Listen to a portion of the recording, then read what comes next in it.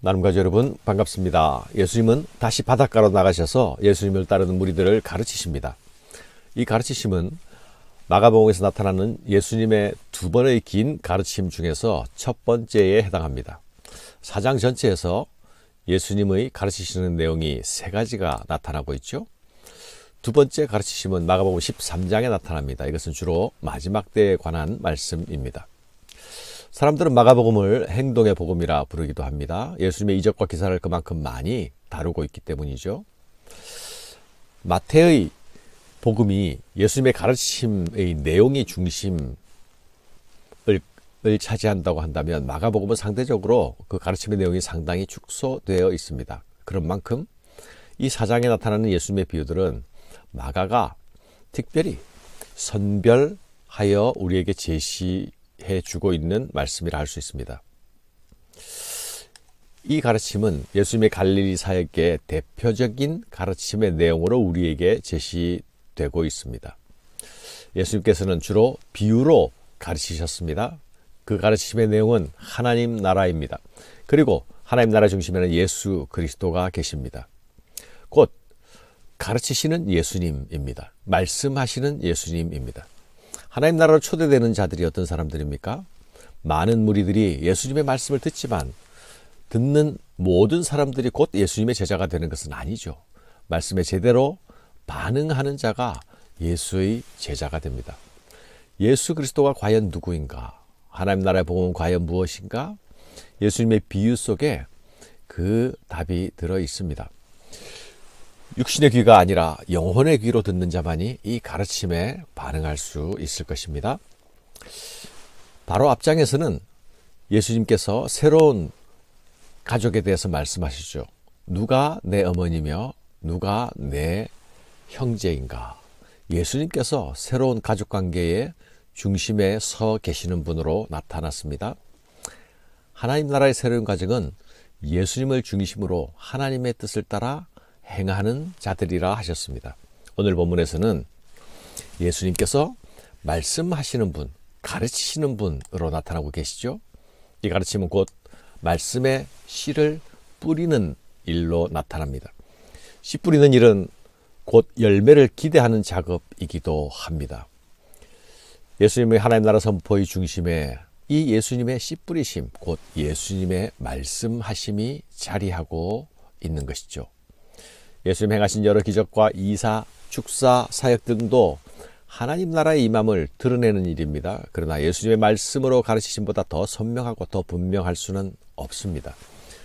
예수님이 선포하신 하나님 나라의 말씀은 그분의 말씀하심과 우리의 들음으로 결정됩니다. 그러니 예수님의 비유로 말씀하심은 연어 교사들의 단순한 가르침과는 절대로 비교할 수가 없는 것입니다. 또한 이 비유를 듣는 귀는 단순한 인지적 청각을 넘어서는 것입니다. 단순한 지식의 이해를 넘어서는 것입니다. 말씀하심에 반응하는 들음은 온 마음과 온 몸과 온 영혼이 반응해야 하는 전인격적인 들음이 되어야 합니다. 전 삶으로 반응하는 들음이 되어야 하는 것입니다. 이 들음이야말로 하나님 나라로 초대하시는 예수 그리스도의 초대에 응하는 방식입니다. 이 들음의 태도와 내용이 내가 살고 죽는 일을 결정한다라는 사실을 기억해야 하겠습니다.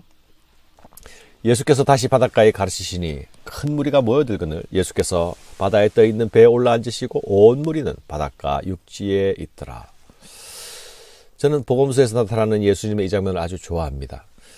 산 위에서 가르치는 예수님의 모습도 좋아하지만 또 바다에서 배에 올라 말씀하시는 모습을 아주 좋아합니다.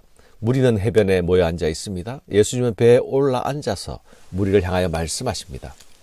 많은 무리들 가운데서 작은 소리라도 묻히지 않고 잘 전달하시기 위하여서 자연 환경을 최대한 활용하시면서 최고의 자연 강의실을 만들어 내시는 것입니다.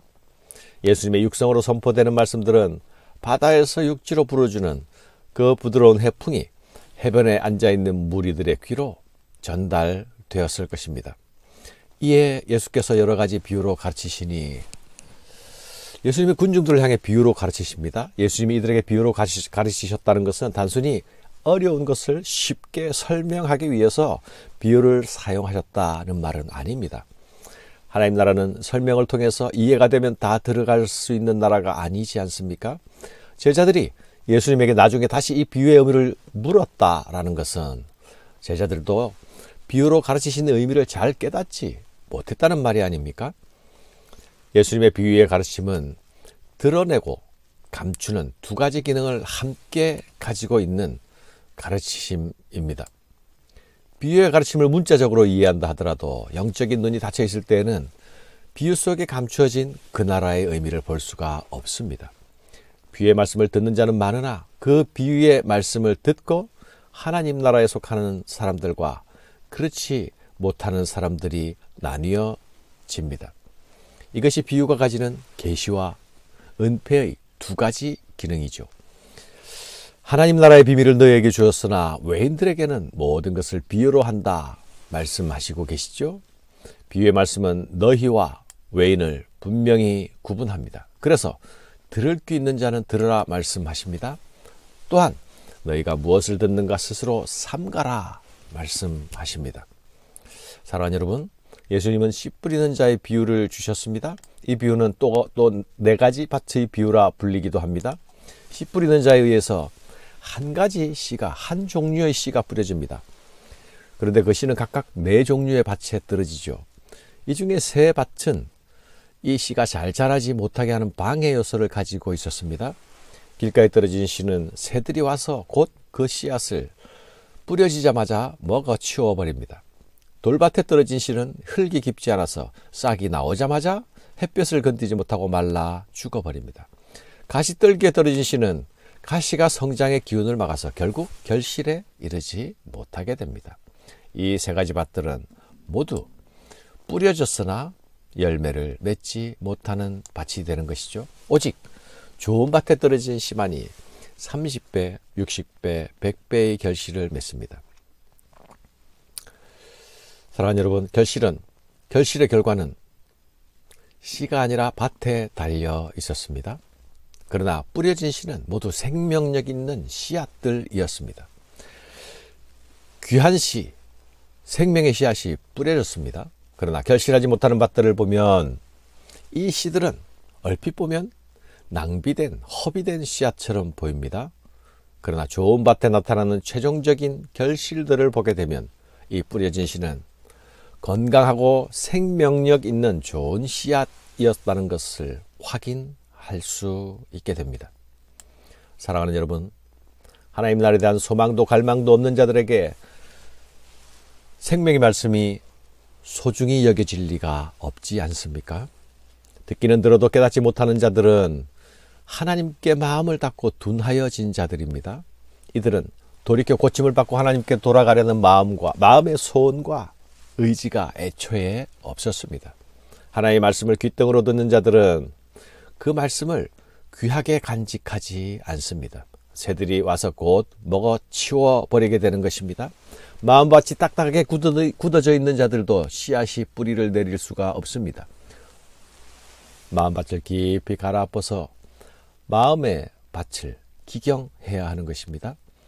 씨앗이 혹 뿌리를 내리긴 해도 그 씨의 소중함을 모르고 세상과 씨앗 사이를 왔다 갔다 하게 되면 결국 결실에 이르지 못합니다.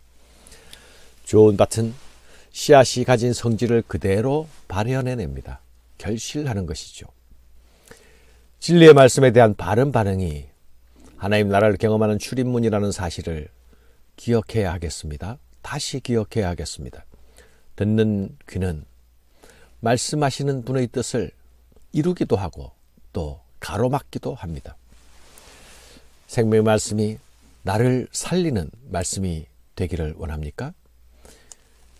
귀한 것을 귀한 것으로 여기고 소중히 대하고 진심으로 간직하며 빼앗기지 말아야 합니다. 예수 그리스도는 우리를 살리는 생명의 말씀입니다. 예수 그리스도는 우리에게 뿌려진 복음의 씨앗입니다. 예수 그리스도는 우리 마음밭에 뿌려진 천국의 씨앗입니다. 이 씨앗이 지금 여러분 안에서는 잘 자라나고 있습니까?